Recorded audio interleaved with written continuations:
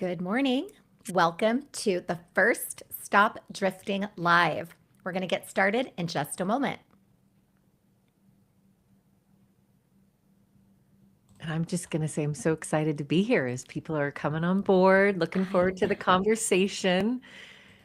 It's exciting It's to go live. We don't give ourselves that vulnerability much anymore, but we live in real time. So this is a that's great right. thing to do. And such an important conversation. Mm, And for thank those you. who miss it or have to steal away midway through, you'll have this in playback. All right. We are live on all the sites, so let's dive in. Welcome to Stop Drifting Live. I'm your host and your coach, Dr. Cynthia. This is our very first episode, and I could not have chosen a better conversation to open with. Here's what I know about the women in this room right now. Some of you are quietly wondering, some of you are in the middle of it, some of you are on the other side and still carrying the weight you haven't been able to set down. Nearly half of all marriages in the United States, sadly, end in divorce. That means the woman watching this right now is not alone, not even close. But here's what no one tells her: the hardest part of divorce is rarely the legal process, it's the loss of direction, the loss of the life you were living inside of. My guest today has spent nearly 20 years helping mothers and fathers navigate that before the decision is made, during the process, and even in the aftermath when peace still needs to be found. She is a mediator, a divorce coach, a co parenting specialist, and she's lived this herself.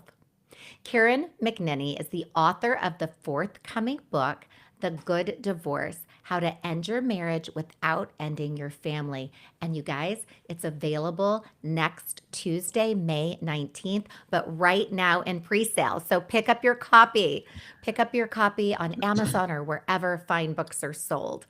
As a certified divorce coach, mediator, and certified co parenting specialist, Karen helps families navigate separation without destroying the relationships that matter most, especially for their children. In a culture that treats divorce like a battlefield, Karen offers a radically different model: child centered, dignity driven, and built around the belief that families can restructure without rupturing. She's also a TEDx presenter, a Crucial Conversations certified trainer, and a sought after speaker with more than 2 decades of leadership coaching and consulting experience. And perhaps most importantly, as I said earlier, she has this lived experience. She navigated her own divorce and raised her children across 2 homes from kindergarten through college. Karen McNenny, welcome to our first live show. It's so good to have you. Well, I'm delighted to be here, and hello to those of you that are joining us live and those that will tune in when you have that space in your day-to-day life. Really excited to be here with you, Dr. Cynthia. Absolutely. Well, let's jump in. I mean, I think the very first thing that comes to my mind, and I opened with this, is most of us think about divorce from the perspective of a legal process. Mhm. What's the first thing that the whole industry around divorce gets wrong? We continue to think about and treat divorce like a weapon, that it is something we Mm, pick up to wield against our partner, someone we had a love story with at one time. And that love has drifted. And when we realize we're off course, we can actually do a course correction with dignity. We can exit with elegance. We don't have mm, to have a dumpster fire. And sadly, because divorce sits inside our justice system, which is built that there's going to be a winner and a loser. It is built to navigate conflict and make sure that those attorneys are representing their solitary client to kind of the bitter death. Well, when the opposing party is their co parent, we're doing long term damage to the family. And mm. it's the children who end up with the collateral damage of that. And if we instead could really change this negative narrative and our approach and thinking that divorce is a battle to be won, and instead see it as a tool of transformation. I really Mhm. believe divorce exists to make a bad thing better, not Right. worse. we're already living in a bad marriage. I don't know why we would Right. spend tens of thousands of dollars and sometimes years of our life in this soul crushing legal battle to just end up in a worse relationship with that person, Right. rather than really seeing this as a transformative time where we're not ending the family, we're not blowing it up, we're renovating. And for Mm. those of us who've lived through renovation, it usually takes longer than you want. It Right. costs more than you want. But Right. oh, when it's done, you have a kitchen that's better. You have a Right. bathroom that's more luxurious. You have a home that's more livable. So that's really my message as an advocate for family centered divorce reform, is that we begin to look at divorce not as a weapon, but as a tool for transformation. Yeah.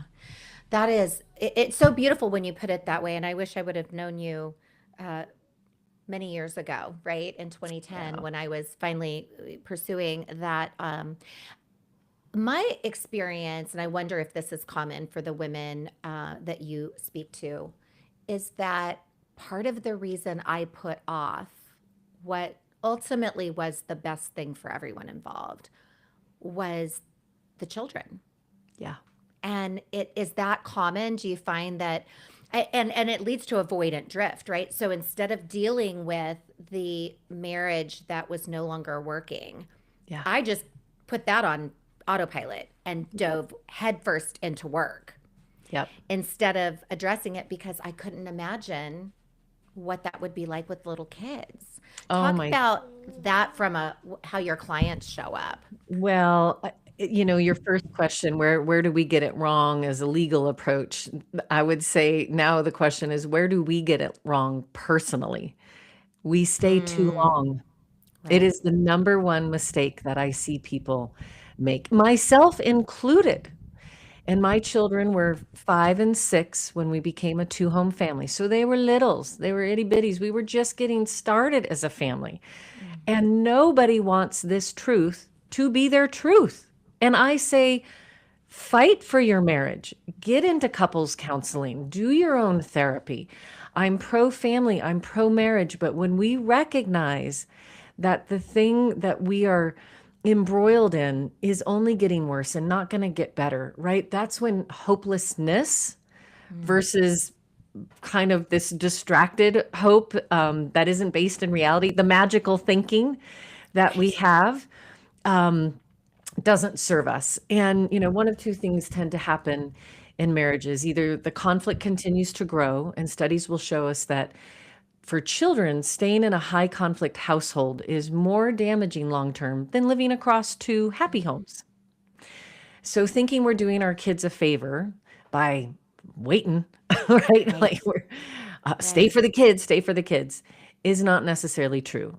The other extreme is that the fighting stops, which is a sign that there is nothing here I'm that is worth fighting for.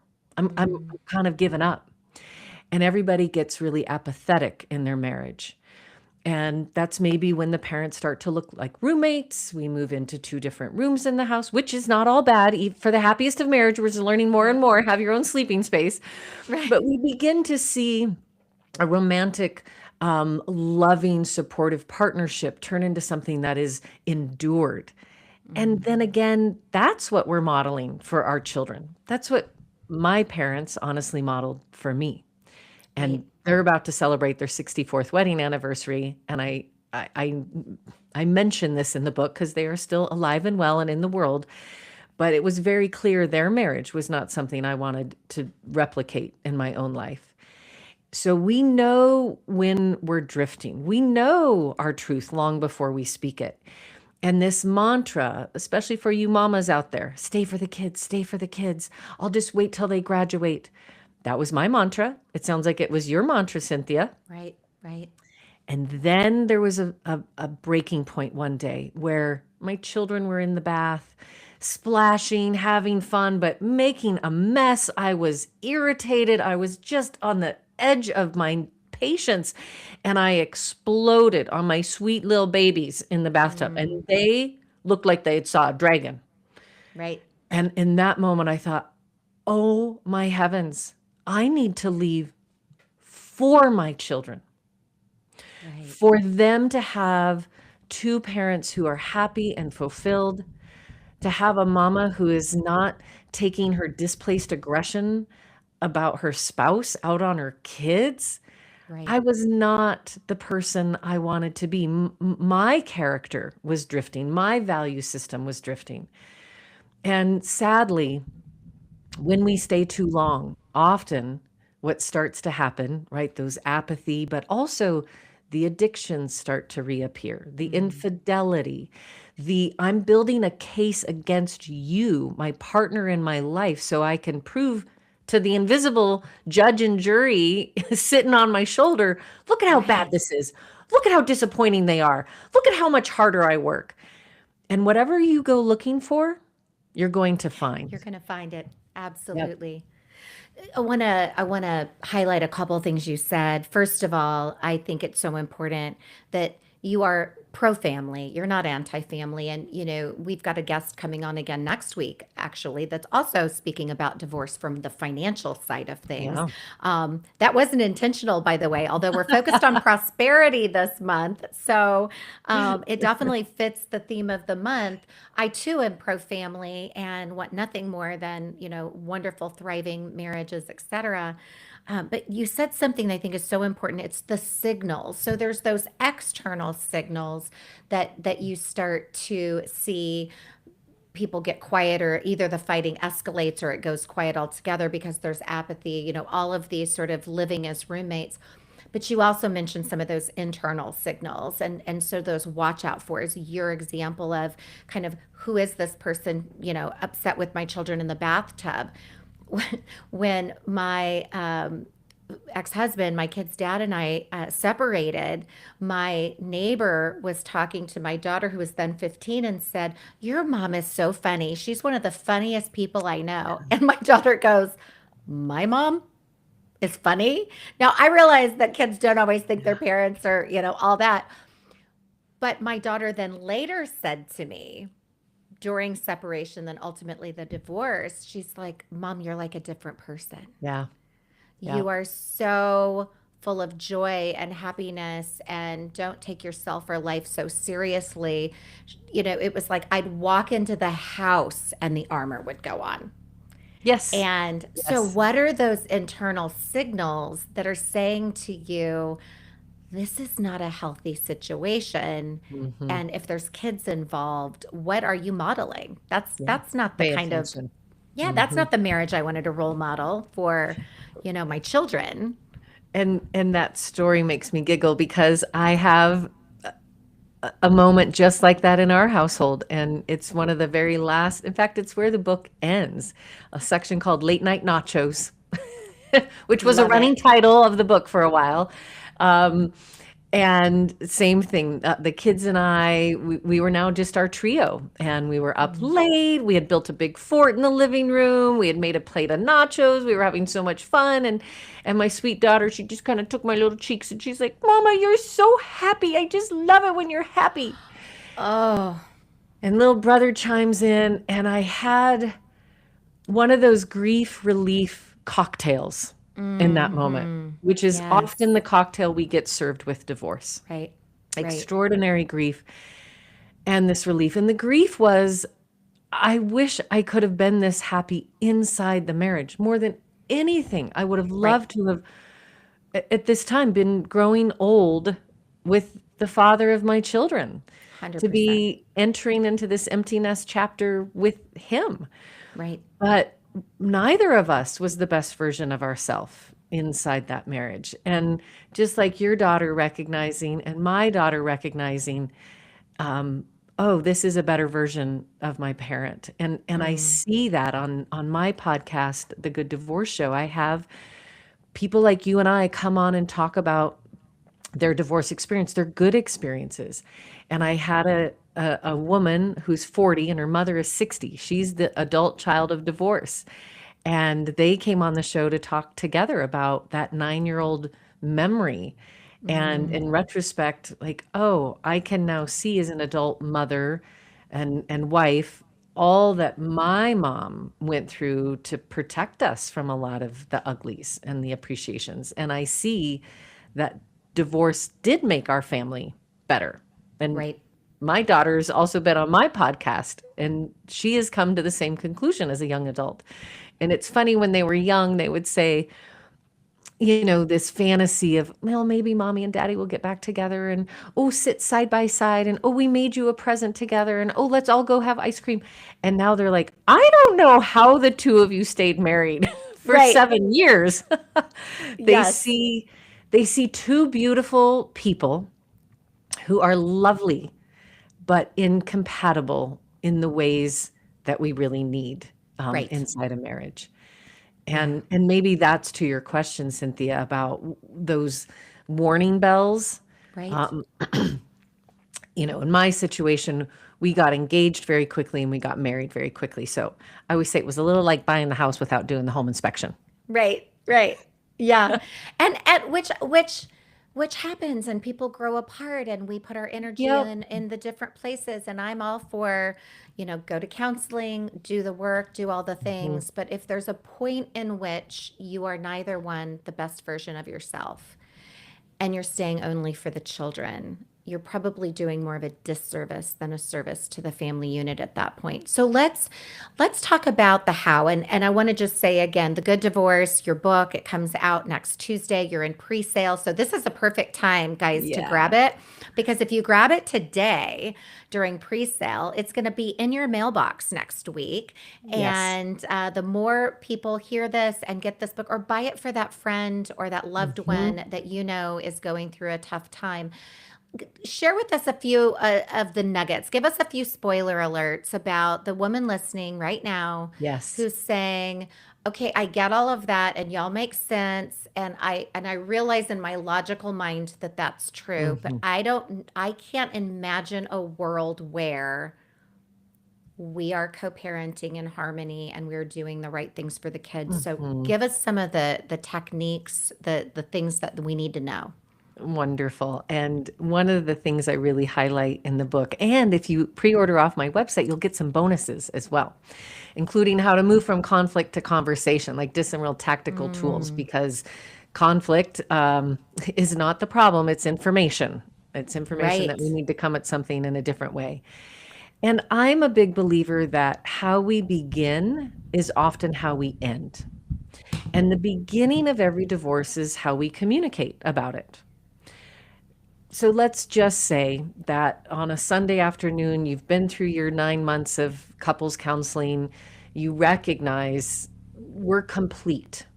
And I like that language.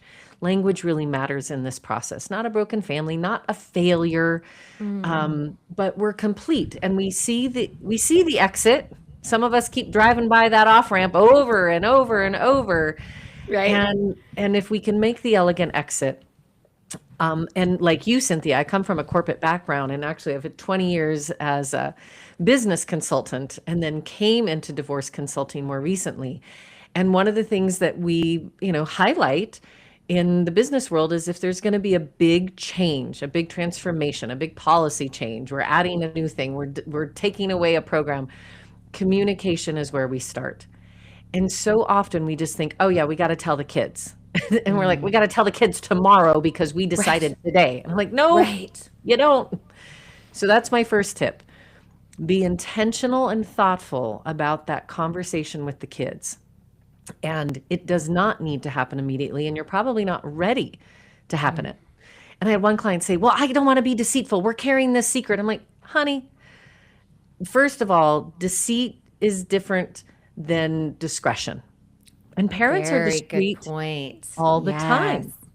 Discretion is a tool that adults should use with their children all the time. And secondly, you've already been pretending probably for months and years. You can pretend a few more weeks. Great point. You're just going to hold it together until the two of you, and this is a process I guide through the Divorce Academy. And one of the things I'm really trying to highlight is that we don't teach people. We get them divorced. We don't teach people how to be divorced. And that's really the Mm, pursuit of the good divorce movement. We teach people how to drive cars, how to birth their babies, how to bake a souffle. We're not teaching people how to be divorced. Mm. So I teach them this first tool in communication. And with your kids, it's not just what you're going to say. We start with what is the right timing? What day of the week? Is it this week? Do we have a holiday? Is grandma coming? Is there a soccer tournament? Whose birthday is around the corner? Is there a graduation? Like all of these things that we don't want our divorce to eclipse this event that our children have. So Right. first tip, timing. Like look at the month. I had one family that delayed 2 months. Like we were working together for 2 months because their son was about to graduate from high school. And mom was like, we're not telling him before graduation. We're not going to hijack the end of his high school year. And dad's like, okay, fine. We'll tell him when we drop him off for college. I'm like, Oh, geez. nope. Neither of those is the right Right. answer. Right. So then we look at timing of the day and the week. This is not a conversation you have over breakfast before they head off to school. Right. And a client came to me after they had already started their community. My favorite clients are those that haven't even spoken it into the universe yet, so we can Right. contain the message. But they had an escalating fight in the middle of breakfast, and mom finally like, that's it. Yeah, I want you all to know I'm divorcing him. I'm keeping this house. Like just blew up, and basically it was a big breakfast blowout. It was terrible. So it's not during breakfast. It's probably not before bedtime. It's probably Mm. not even on a school night, Right. right? So we're being really thoughtful about this moment in time that everyone will remember. Right. This is an indelible conversation that is the starting point of the story of your family becoming a two-home family, right? When we really think about the long journey of the family, not this moment in time that we're getting legally divorced, but we're restructuring our family. And this is the starting point. So we've got timing of the month. We've got timing of the day. We've picked a day. I'm fond of Saturday mornings, so people have the weekend to process. Right. And then we start talking about what do your kids need to hear? Not what do you have to tell them? What do they need to hear? They need to hear they're loved. They need to hear that we're still a family. They need to hear that their parent team is still their parent team, and that as grown-ups, you're going to take care of all the adult stuff. The other thing, and I learned this in my corporate background, and you might be familiar with this, Cynthia, with your deep roots there too, is that when we're announcing change, it's also important to let people know what is not changing, That's right. Absolutely. because there's all this anxiety bubbling up. So we might be able to say to them, we're all living in this house to the end of the school year. That's what we know. You're still going to go to summer camp. That's not changing. Santa Claus is going to find you wherever you are. That's not changing. We're both taking you to college next month, right? We look at that age appropriate language, which I speak about Mm-hmm. in the book, and then these scripts kind of fill in the blank. And I come from a theater background. That's my original degree, and my childhood is as a performer, and we would never get on stage without a script and without a Right. rehearsal. So, I encourage you, if you don't have a guide, a consultant, a coach, and this is not work your attorney is going to do with you. They don't even Right. think about it, and they are not skilled or trained to do it. Do not start your divorce with a phone call to an attorney. Please. Find a coach, find a consultant, find a co-parenting specialist, because the family stability needs to happen before the financial dissolution. Mm. Family before finances. Yeah. That is really profound. And, my daughter recently, last year, went through a divorce. And the movement that you're on, Karen, is so important because I think about all the do differentlys, right, that I would have done. I mean, I feel like I got a few things right, you know, Yep. and my Me- kids are, doing great. Yes. But yeah, I mean, kids are resilient, which is a wonderful thing. I'm a child of divorce. My kids are obviously.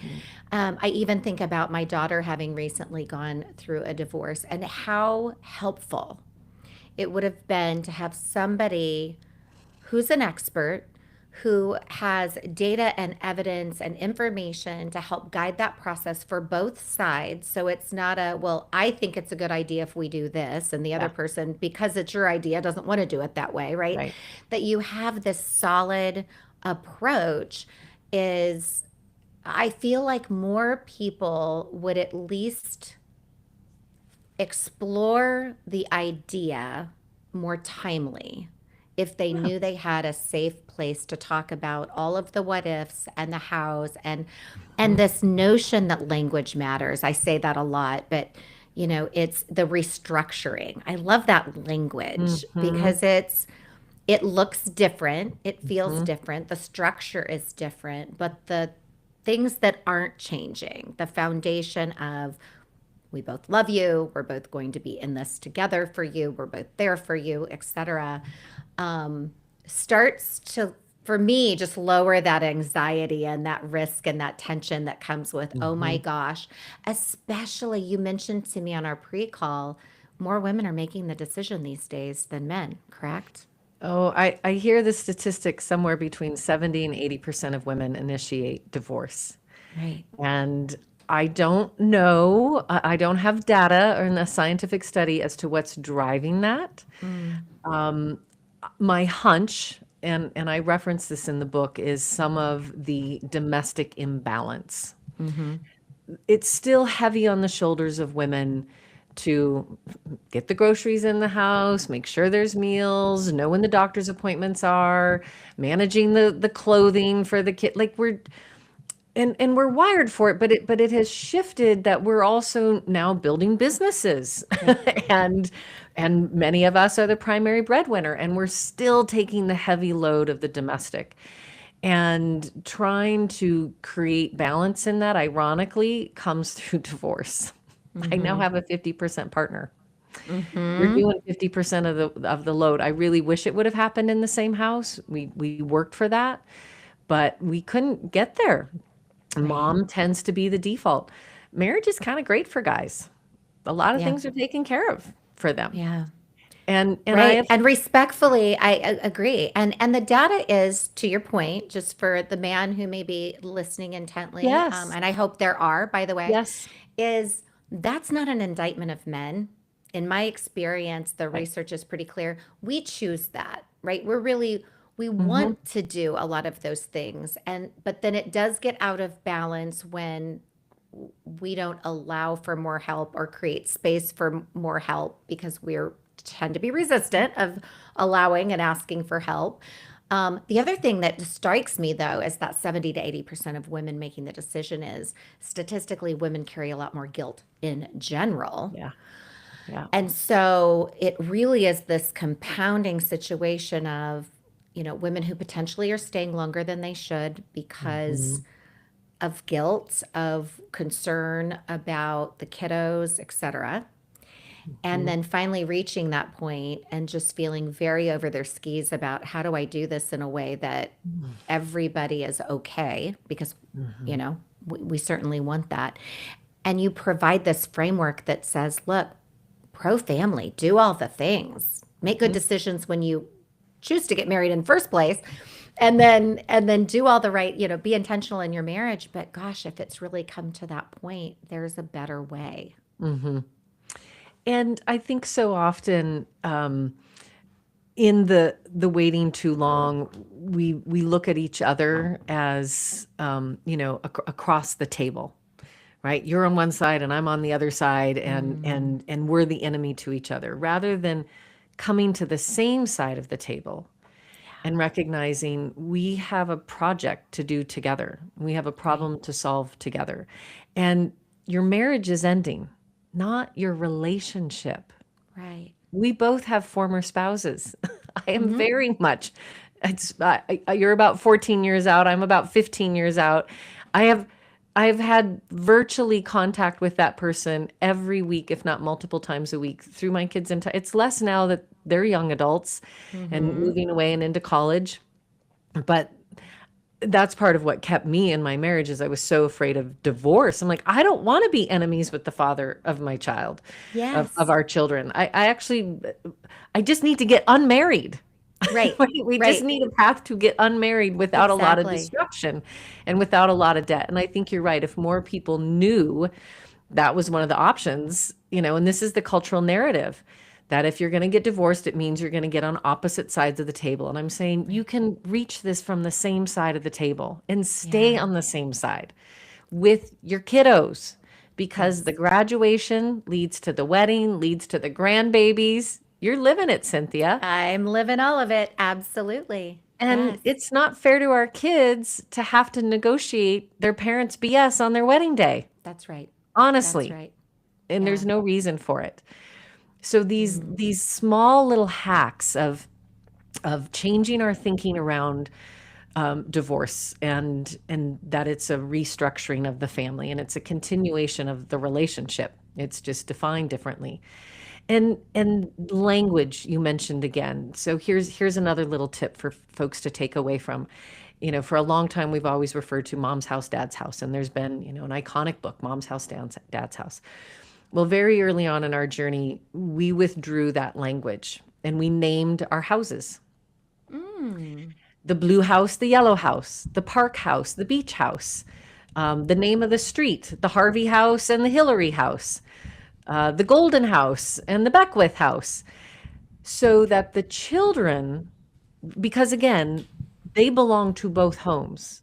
Both homes Right. are part of the ecosystem of their life. As soon as it becomes mom's territory and dad's territory, and thou shalt never cross the threshold, well, now the kids are just going across a bridge between those homes and they're visitors. Yes. Children shouldn't feel like they're visiting their mom's house or dad. And we use words like custody and visitation. I use the word residential. Who's the residential parent this week? Where are the kids residing? Is it at the blue house or the yellow house? And Mm. sometimes they'll have the kids help name their homes. And they might be really goofy. We got the bunny hat and the goofy hat house. I love that when Jordan was very first going, she had moved into her own home, and she just as much naturally, so I'm not being critical, she would say my house. And every time she said my house, it made me feel, I don't know, it made me get in my feels. And I said to her, I said, honey, it feels it feels weird to me when you say my house. And it was, by the way, it was the first home she'd ever owned on her own. So, I mean, a Yes, lot of pride in my house, yes. right? So it wasn't coming Mhm. from a bad place. But I'm like, it feels like then it's not the kid's house. Like it's your house. So Oh, I love naming rather than mom's house and dad's yeah, house. I because yeah, that's you said you named the feeling that I was having is yeah. that it felt like It's they were possessive. visitors. It's Yes, possessive, and it made it's it feel like they possessive. were visitors rather than both of those are their Mhm, homes. mhm. That's brilliant. That's And such a these mic drop. little practical tools are sprinkled throughout the book. It is part memoir. It's the Yeah. journey and what we discovered. I mean, honestly, I built the business and wrote the book I was looking for 15 years ago. Like you, Cynthia, like, is Yes. there nothing to just guide us? Again, not to get divorced. We divide our finances. It's very administrative. Yes. Unless attorneys decide they want to create a lot of conflict, which they are financially incentivized to do. Absolutely. Absolutely. But you Absolutely. can bypass that. And it's okay to be divorce curious. I really want to invite Mm. you that are listening. I know you're out there. I was you. I was divorce curious for probably 2 years, and I would lean into any conversation I overheard at the cafe. I would talk to friends like, huh, how are your kids doing? How does that work? Like, we're so afraid to talk about divorce because then we think it means we're going to get divorced. Yes. That that is not the equation. And sadly, what it means is divorce sits up here on this shelf of the marriage as a threat. Don't Hmm. make me say it. The D word came out. You use the D word. Like it's just a threat that then becomes a weapon. And I recently was working with a couple who was just negotiating some big things in their marriage. And they're like, well, we don't think it's going to be this, or we're not saying divorce, or we might not separate. And I said, it's okay to actually be curious. Like, oh, What would we do with the house? What would that asset look like? What could we afford? What would we do about insurance? How does that work? How long would the Right. Cobra last? Like, if we actually had more information, it might take a little bit of the steam out of the conversations. It's Right. okay to be divorce curious. I encourage it. And I it love doesn't that mean you're getting language. one. Right, right. Just because you're exploring it doesn't mean it's going to happen. It means that you are seeing that as an option that may be the best right option for you in that situation. My goodness, Karen, I want to speak directly to the person listening for just a moment. Everything that Karen has shared today comes back to one truth. Drift doesn't begin when you sign the papers. It begins the moment you stop making intentional choices about your own life and start just reacting to everyone else's needs. What Karen gives women is not a roadmap out of marriage, it's a framework for restructuring a life with clarity, dignity, and your children's long term well being at the center. And that's really the discipline of direction. That's what we talk about here. Yeah. And it's available to you. So, Karen, you mentioned, and I want to definitely put a fine point on this, your book, which is going to hit the shelves next Tuesday on the 19th, but it's available in pre-sale right now. Of course, they can get it on Amazon and all the other good places, but if they get it on your website, they get some other free goodies associated with that. Remind us where the website is, and again, we'll put that in the show notes. The easiest one to remember is thegoodddivorcecoach.com or There you go. karenmcnenny.com. But that gets to be a mouthful. But you'll remember The Good Divorce Coach. That'll take you right to my website, where you'll also find episodes of the podcast and a page dedicated to the book, an outline of all the chapters, a little snippet from the epilogue and the prologue, why I wrote the book for you. It's one part memoir, as I mentioned. It's one part nonfiction how to, some really tangible tools to immediately implement. And then the third leg of that stool is the commentary on the system. It's a call to action for family centered divorce reform, and we are long overdue. There are a lot of systems baked into our society that I think are divorce penalties. One of those being when the house, and I don't know if you ran into this, Cynthia, but in my story, it was decided that I would maintain the family home, which we wanted to keep it in the family for a couple of years to create stability for the kids. Well, in Mm, order to remove my spouse from the title, I was required to refinance the home in its right. entirety rather than assume the current loan. So right now, I have a lot of families that are held hostage That's right. by Exactly an right. interest rate that they got at 3%, 3.5%. And now what we're saying is, hey, mama, hey, daddy, you have to not only pay for the new appraisal and the banking and the, $5,000 to $10,000 just to refinance, but now you're going from a 3% to a 6%, and your monthly payment that you thought you could afford, now maybe you can't afford. Absolutely, the person maintaining the house should qualify for that loan independently in their income. But why we are requiring divorcing couples, and I will say there are some mortgage and lending companies that are now helping with assumptions, but it's still clunky because they won't Yeah. even pre-qualify or let you know if it's going to be okay until they have the divorce decree, which means you've had to make decisions about this asset. So there's a lot of if this, then that, and if they don't qualify, then we have to go back and we have to sell, and we're like scratching at that old wound, and what we Yes. want is for that ooey gooey icky wound to heal and scar over. And move on. Right. Yeah. Right. So that's part of the Reform's a education. big important thing, and I think one of the other things, just briefly before we have to move to wrapping up, is having time off from work. Yeah. When people are going through a divorce, having some coverage around the time it takes to settle into that, to get the kids readjusted, etc. I think that's something we also talked about. Well, you and I both have a human resource background. Hmm. You more professionally, me in adjacent, but it's the work that we both did for decades Right. inside the workplace. And what I found Astonishing is that the Family Medical Leave Act, FMLA, does not cover divorce as a life event, Right. which is when we protect people's jobs for up to 12 weeks. When you have a baby, when there's a death in the family, when you are facing your own illness, you need to take care of an elder or some other loved one.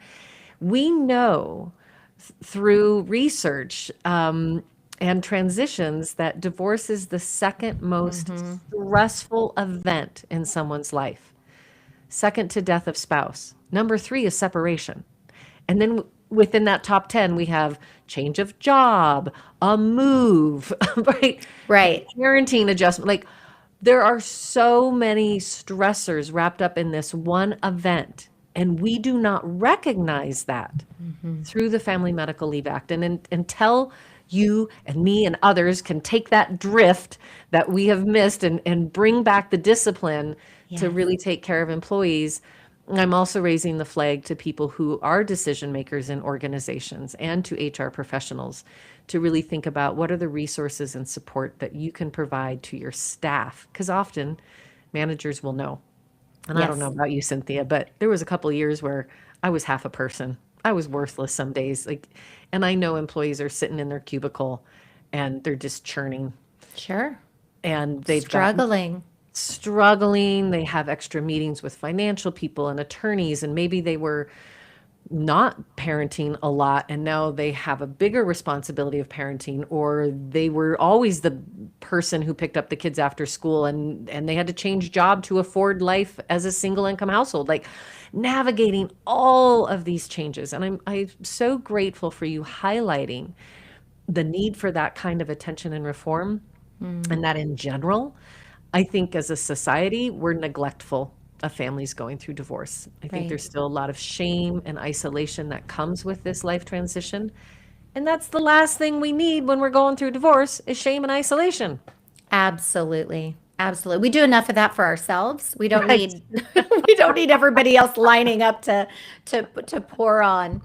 In the last 30 seconds, I want you to think about, I love to end my shows with one small thing. What is one small thing that you would invite the person listening to do today if they are early in sort of contemplating, if they're divorce curious at this point? Yes. Well, of course, I'm going to invite you to tune into the Good Divorce Show and to pick up a copy of the Good Divorce book so that you have a better understanding, not only of what divorce is about, but also to know that you can do it differently. And then I want you in your own personal life to to have the courage to have a crucial conversation. And it might be with your spouse, but it might also be with someone who is a mentor or your parent, the grandparent to your kiddos, an aunt, uncle, someone who knows your family, and just speak out loud the unspeakable that's sitting in your heart. Release some of the pressure and allow it to get some life. It will be less frightening once you give it oxygen. That would be Mm, my recommendation. beautifully said. Karen McNenny, thank you for the work that you do. I think there is such an incredible need. As I said, I wish I had had an ounce of this information when I went through it. I wish my You and me daughter had had both. it just a year ago. And so, for the person listening, if this resonated with you, please reach out to Karen McNenny. You can pick up her book. We encourage you to do that. The Good Divorce Coach is her website, so be sure to grab her resources there. You look into her coaching. Most importantly, be good to yourself. Stop drifting. The discipline of direction means that you're taking back control of your life and not putting that portion on autopilot. Thank you for joining us live or on replay for our first edition of Stop Drifting Live. Until next time, I've got you and you've got this.